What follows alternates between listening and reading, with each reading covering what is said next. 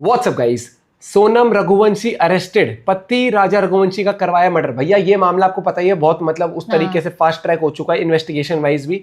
एक हाल ही में जो सीसीटीवी आई थी उसमें दिखा था कि उस स्कूटी पे घूम रहे थे, वो रेंट पे करी हुई थी, काफी सारी कॉल रिकॉर्डिंग फिर खुद ही उसने फिर फोन वोन करके बताया कि मैं यहाँ पर हूँ।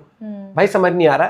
पहले तो वो जो ड्रम वाला केस आया था तब भी नहीं समझ आया था। मतलब लिटरली लोगों में इतना कॉन्फिडेंस आ किस रहा है। पहली बात तो मैं भी ये प्रूव नहीं हुआ है अभी तो शायद से कि इसने करा है नहीं करा, लेकिन आजकल मतलब मिली भगत से लग तो रही है। नहीं बन रही, नहीं मुझे सिंपल अलग हो जाओ। तो देख लेते हैं अभी कि क्या इसमें मर्डर की साजिश है या खुद ये सताई गई है, क्योंकि अभी तक क्लियर बहुत सारी चीजें हुई नहीं है। क्या पता इस वीडियो से क्लियर हो। आज जो का फनतंत्र का एपिसोड है 1 2 3 गो। दोस्तों आखिरकार सोनम रघुवंशी का पता लग गया। उसे 8 जून की रात गाजीपुर के एक ढाबे से पकड़ लिया गया। क्या सोनम रघुवंशी ने अपने पति राजा रघुवंशी का मर्डर करवाया तो पीछे इसके मोटिव क्या, मर्डर करने वाले कौन थे? इन सारे सवालों के जवाब अभी मिलने बाकी। लेकिन इतना जरूर तय है कि इस मामले ने पूरे देश को हिलाकर रख दिया। मेघालय पुलिस ने तो आज प्रेस कॉन्फ्रेंस करके ये क्लियर कर दिया कि सोनम ने ही सुपारी देकर अपने पति का कत्ल करवाया। ये बात भी निकल कर आ रही है कि सोनम का इंदौर के ही एक लड़के राज कुशवाहा के साथ अफेयर था। इस मामले में अब तक 4 लोग अरेस्ट भी हो चुके हैं, लेकिन पूरा देश इस वक्त यही पूछ रहा है कि अगर सोनम का शादी से पहले अफेयर था भी, अगर उसे राजा रघुवंशी से शादी नहीं भी कर रही थी तो तब भी उसका मर्डर क्यों करवाया? खैर ये ऐसे सवाल हैं जिनके जवाब पुलिस कुछ दिनों में ढूंढ लेगी। लेकिन सबसे पहले आपको ये बताते हैं कि पूरा मामला आखिर शुरू कैसे हुआ। तो दोस्तों ये बात पिछले साल 1 अक्टूबर की है। रामनवमी का दिन था और रघुवंशी समाज का भंडारा था। इसी दिन समाज के लोग शादी के योग्य लड़के लड़कियों के नाम समाज के रजिस्टर में लिख देते। सोनम की फैमिली वालों ने जब उस रजिस्टर में राजा रघुवंशी की डिटेल्स पढ़ी तो उन्हें लड़का अच्छा लगा। एक तो राजा का काम भी अच्छा था, दूसरा वो इंदौर का ही रहने वाला था। उसके बाद सोनम की माँ का राजा के घर फोन आया। वो लोग मिलने आए, फिर लड़का लड़की आपस में मिले और बात पक्की हो गई। लेकिन शुरू में ही राजा ने एक ऐसी बात नोट की जिसे उसके परिवार वाले अगर समझ जाते तो राजा की जान बच भी सकती थी।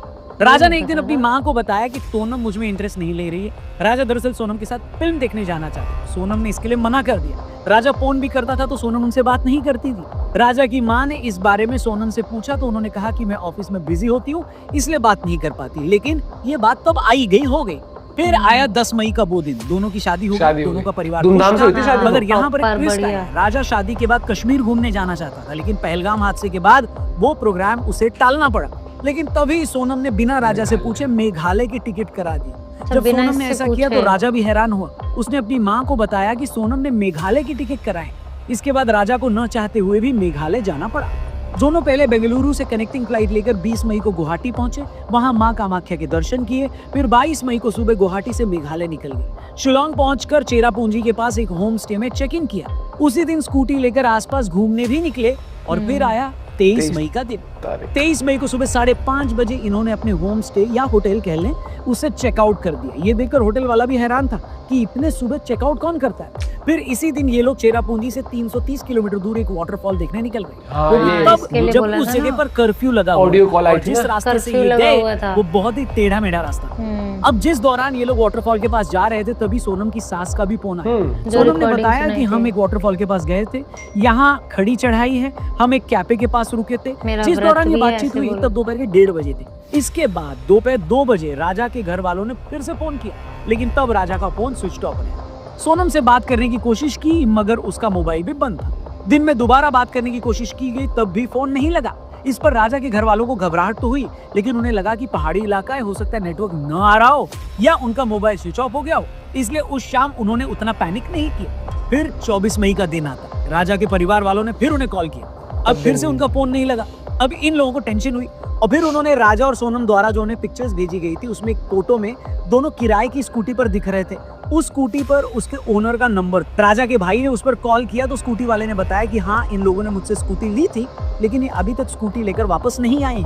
ये सुनकर सोनम और राजा की फैमिली वाले और घबरा गए। अगले दिन सोनम और राजा का भाई फ्लाइट पकड़कर गुवाहाटी के रास्ते शिलोंग आ गए। राजा के भाई ने शुरू में बताया कि जब उन्होंने शिलोंग पुलिस से कंप्लेन की तो उन्होंने ज्यादा सीरियसली लिया नहीं। फिर सोनम और राजा के घर वालों ने इंदौर कमिश्नर से इसकी शिकायत।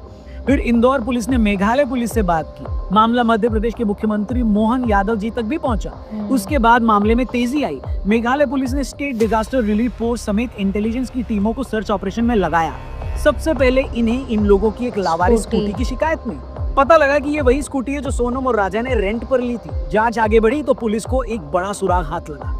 एक लोकल गाइड ने बताया कि उन्होंने सोनम और राजा को अपनी सर्विस ऑफर की थी, लेकिन उन लोगों ने कोई और गाइड ले लिया। मगर तभी गाइड ने एक ऐसी बात बताई जिसने सभी को हिला कर रख दिया। गाइड ने बताया कि उन दोनों के साथ 3 लोग और थे हिंदी जो में उनसे बात कर हिंदी रहे में थे, बात कर रहे जबकि वहाँ अब आती नहीं है। मेघालय जैसी जगह पर तो कोई हिंदी बोलता नहीं, हाँ। कोई लोकल आदमी टूरिस्ट के साथ हिंदी में बात करता है तो हाँ। उसके डायलेक्ट से पता लग जाता है कि वो कि ये लोकल लोग- है। और वो लेकिन कह रहा गाइड था ने बताया clear कि हिंदी। नहीं, वो 3 लोग लोकल नहीं थे। फिर ये भी पता लगा कि आखिरी बार जब सोनम अपने हस्बैंड राजा के साथ वाटरफॉल की तरफ जा रही थी तभी सोनम पीछे थी और वो 3 लोग राजा के साथ आगे थे। अब ये बात भी हैरान करने वाली है, जिस जगह वाटरफॉल है उसे सेफ नहीं माना जाता। यहाँ अक्सर बाहर से आने वाले लोगों के साथ लूटपाट होती रहती। कुछ साल पहले तो हंगरी से आए एक टूरिस्ट की भी मौत हो गई थी। ये एरिया बाहरी लोगों के लिए इतना अनसेफ है कि जब राजा और सोनम का भाई उन्हें ढूंढते हुए इस जगह पर आए तो लोकल लोगों ने कहा कि आप नाइट स्टे यहाँ पर मत करो। इसीलिए बड़ा सवाल ये है कि वो 3 अनजान लोग अचानक ऐसी जगह पर राजा और सोनम के साथ आने के लिए तैयार कैसे हो गए। लेकिन अब भी पुलिस के हाथ ज्यादा कुछ लगा नहीं है। तभी जांच के दौरान 27 मई को 2 बैग पहाड़ी इलाके में मिले। ये बैग उस जगह से काफी दूर थे जहां इन दोनों की स्कूटी लावारिस हालत में मिली थी। फिर 3-4 दिन भारी बारिश के कारण सर्च ऑपरेशन को बार बार रोकना पड़ा। फिर आया दोस्तों 2 जून का दिन। पुलिस और रेस्क्यू टीमें सोनम और राजा से जुड़ा सुराग ढूंढने में लगी थी। तभी रेस्क्यू टीम को एक पहाड़ी के नीचे खाई में कुछ दिखाई दिया। टीम वहां पहुंची तो वो एक आदमी की डेड बॉडी पड़ी थी, मगर वो इतनी खराब हालत में थी कि उसे पहचानना मुश्किल था। बॉडी को अस्पताल लाया गया। तभी राजा के भाई को उस शव की पहचान करने के लिए बोला। 23 मई बॉडी से इतनी 2 खराब हो चुकी थी कि चेहरे को देखकर कुछ भी बता पाना पॉसिबल नहीं था। तभी राजा के भाई की नजर उस बॉडी की कलाई पर पड़ी। वहां पर एक टैटू गुदा हुआ था, उस पर राजा का नाम था। वो टैटू देखते ही राजा का भाई रोने लगा। कंफर्म हो गया कि ये लाश राजा की। फिर 2 दिन में पोस्टमार्टम की रिपोर्ट भी आ गई। पोस्टमार्टम रिपोर्ट से साफ हो गया कि ये हादसा नहीं था बल्कि किसी ने तेज हथियार से राजा का मर्डर किया है। पुलिस को पता लगा कि पेड़ काटने वाले हथियार से राजा की हत्या की गई। 4 जून को राजा की बॉडी इंदौर लाई गई। लेकिन बड़ा सवाल ये था कि सोनम कहाँ गई। तरह तरह के सवाल पूछे जा रहे थे। शक हो रहा था कि क्या सोनम की भी हत्या कर दी गई है, क्या ये सोनम गायब को थी किसी ना? गैंग ने बेचकर उसे बांग्लादेश भेज दिया है, या सोनम ही अपने पति राजा के मर्डर में शामिल है और वहां से भाग गई है। लेकिन अपने ही पति की मर्डर वाली बात एक ऐसी बात थी जो कोई भी बोलने की हिम्मत नहीं कर रहा था, क्योंकि कोई पत्नी आखिर क्यों शादी के 3 हफ्ते में ही अपने पति की हत्या करवा देगी। लेकिन सोनम से जुड़ा कोई सुराग न मिलने से सस्पेंस लगातार बना हुआ। इस बीच मेघालय पुलिस और उनकी टीमें लगातार अपनी जांच में लगी हुई थी। मेघालय पुलिस को अपनी जांच में पता लगा कि सोनम के पास एक नंबर और था और मोबाइल टावर और कॉल डिटेल से पता लगा कि उसी लोकेशन से इंदौर फोन किए गए। ये अपने आप में एक बड़ा सबूत था। इसके बाद मेघालय पुलिस ने एमपी और यूपी की पुलिस के साथ मिलकर दोनों ही स्टेट में अलग अलग जगह छापेमारी करके 4 लोगों को पकड़ लिया। इनमें राज कुशवाहा और विशाल चौहान को इंदौर से पकड़ा, आकाश राजपूत को इंदौर के पास से और आनंद कुर्मी को बीना से गिरफ्तार कर लिया गया। फिर 8 जून की रात यूपी के गाजीपुर में एक लड़की बदहवास हालत में मिली। उसने काले रंग की टी-शर्ट और लोअर पहन रखी थी। उसके बाल बिखरे हुए थे। चेहरा देखकर लग रहा था कि वो कई दिनों से सोई नहीं थी। तभी उस लड़की ने ढाबे वाले लड़के को कहा कि भैया क्या मुझे आपका फोन मिलेगा, मुझे अपने घर वालों से बात करनी है। ढाबे वाले ने लड़की को अपना फोन दे दिया। फोन पर बात करते ही लड़की रोने लगी। तब तक किसी को नहीं पता था कि ये लड़की कौन है। उस वक्त ढाबे पर कुछ महिलाओं ने उस लड़की को पहचान भी लिया था, लेकिन कोई ये समझ ही नहीं पा रहा था कि वो सोनम रघुवंशी हो सकती है, क्योंकि गाजीपुर से मेघालय 1100 किलोमीटर दूर है। भाई से बात करने के बाद सोनम वहां एक चारपाई पर बैठकर रोने लगी। तभी जिस फोन से सोनम ने अपने भाई को कॉल किया था उसी नंबर पर सोनम के भाई का कॉल आया। उसने ढाबे वाले को कहा कि तुम फौरन पुलिस को कॉल करो। ढाबे वाले ने पुलिस को फोन किया। सोनम ने अपनी पहचान बताई तो पुलिस को फौरन समझ में आ गया कि ये वही लड़की है। इसके बाद पुलिस सोनम को अपने साथ ले गई। सोनम की गिरफ्तारी के बाद जहां राजा का भाई खुलकर ये बोल रहा है कि सोनम ही मेरे भाई की कातिल हो सकती है, वहीं सोनम के फादर का कहना है कि ये एक साजिश है। मेघालय पुलिस उनकी बेटी को फंसाने की कोशिश कर रही है। वो इस मामले में सीबीआई जांच की बात कर रहे हैं। क्या प्रूफ है उनके पास जो भाड़े के हथियार है सोनम लेके जाएगी, और क्यों जाएगी? उसका भी तो कुछ कारण होना चाहिए ना। सोनम की गिरफ्तारी के बाद सवाल ये है कि आखिर हुआ क्या होगा। मेघालय पुलिस ने तो क्लियरली बोल दिया है कि सोनम ने ही भाड़े के हथियारों से अपने पति का कत्ल तो ये भी बोली तो अब होगी, तक तो ये बोली लगता है कि नहीं हाँ रही। ऐसा हो सकता है, क्योंकि राजा रघुवंशी अगर 23 मई को गायब हो गए थे और ये मान भी लें कि उनकी पत्नी सोनम को पता नहीं चला कि वो कहाँ गए, तो सोनम उसी दिन मेघालय पुलिस को इसकी शिकायत कर सकती थी। अगर वो 8 जून की रात किसी का मोबाइल लेकर अपने भाई को कॉल कर 23 मई सकती से थी, 8 तो जून यही काम वो पहले भी कर सकती थी। थी। 17 दिनों तक ऐसा क्यों नहीं हुआ? उसने किसी को कॉल क्यों नहीं किया? ये कई इंपॉर्टेंट सवाल है। दूसरा सवाल, हत्या के शक में जो लोग भी पकड़े गए हैं वो सभी के सभी इंदौर के हैं। पकड़े गए लोगों में एक राज कुशवाहा सोनम रघुवंशी का दोस्त भी बताया जाए। क्या ये भी इत्तेफाक है? ऊपर से सोनम का शादी से पहले राजा में इंटरेस्ट न लेना, बिना राजा से पूछे ही मेघालय की टिकट कटा देना, फिर मेघालय में भी एक ऐसी जगह घूमने ले जाना जो बाहरी टूरिस्ट के लिए सेफ नहीं है। ये सारी बातें बहुत ज्यादा शक पैदा करती है। लेकिन एक बात जो हर किसी को हैरान कर रही है कि भाई अगर सोनम का कहीं अफेयर था भी और वो शादी के लिए तैयार नहीं भी थी, तब भी उसे अपने पति का मर्डर करवाने की क्या जरूरत थी? अगर आपको शादी से प्रॉब्लम है तो आप घर से चले जाएं, अपने पति से खुलकर बोल दें। और अगर आपको जबरन शादी से कोई नाराजगी है तो उसका गुस्सा अपने पति पर क्यों निकाल? उस बेचारे ने क्या बिगाड़ा था? आप सोच कर देखिए, एक सीधा साधा लड़का जो अपने माँ बाप के कहने पर बिरादरी में शादी करता है, फिर वाइफ जहाँ घूमने के लिए कहती है वहाँ चला भी जाता है। हनीमून पर घूमने के दौरान कुछ लोग उस पर हमला करके उसे मार देते हैं और उस बेचारे को ये पता तक नहीं चलता कि उसकी किससे क्या दुश्मनी थी। और ऐसे एक नहीं, आजकल दर्जनों ऐसे केस हो रहे हैं जहां लड़कियां भी एक्स्ट्रा मैरिटल अफेयर या शादी से पहले अफेयर के चलते अपने हस्बैंड का कत्ल करवा देती। इसी तरह का एक मामला इसी साल मार्च में मेरठ से आया था, जब मुस्कान नाम की एक लड़की ने अपने पति सौरभ का मर्डर करवाकर उसकी लाश नीले ड्रम में भरवा दी थी। उससे पहले मार्च में ही यूपी के औरैया में प्रगति यादव नाम की एक लड़की ने अपने बॉयफ्रेंड के साथ मिलकर शादी के कुछ दिन बाद अपने पति दिलीप की हत्या करवा दी थी। ये सारी खबरें हिला देने वाली हैं दोस्तों। हम बिल्कुल ये दावा नहीं करते कि सोनम रघुवंशी मामले में उन्होंने ही अपने पति की हत्या करवाई हो, लेकिन सर्कमस्टेंशियल एविडेंस और एक्सपर्ट्स का ओपिनियन यही है कि मोस्ट लाइकली वो ही इस मामले में चीफ कॉन्स्पिरेटर हो सकती है। खबर है और ये चीज़ कभी कनेक्ट हो जाती वाली है। बात। सच में बात सोचने वाली है कि आज का यूथ किस तरह सोच रहा है। वही आप जिससे प्यार नहीं डायरेक्शन करते, में जा अगर रहा वो आपको नहीं मिलता तो आप उस आदमी को मरवा दे रहे हैं जिसका आपसे कोई लेना लेना देना देना नहीं। ही दूसरी बात जो मुझे हैरान करती है कि जो लड़कियां इतनी दबंग हैं कि अपने प्यार के लिए शादी के बाद अपने पति का कत्ल तक करवा दे रही, यही लड़कियां शादी से पहले इतनी हिम्मत क्यों नहीं दिखाती? शादी से पहले माँ बाप को ये क्यों नहीं बोल देती कि मुझे कोई और लड़का पसंद है, मैं इससे शादी नहीं करूंगी? मतलब माँ बाप के सामने तो आप खुद इतना हेल्पलेस फील करते हो कि मजबूरी में शादी कर लेते हो, और अंदर ही अंदर इतना गुस्सा और जहर भरा होता है कि एक मासूम आदमी का कत्ल तक करने से पीछे नहीं हटते। मुझे नहीं पता ये कैसी सोच है, मगर इस सोच ने आज हजारों लाखों लोगों को डरा दिया। बाकी दोस्तों, आप भी कमेंट करके अपनी राय, अपना ओपिनियन जरूर शेयर करिएगा। क्या लगता है आपको इस केस में क्या हुआ होगा?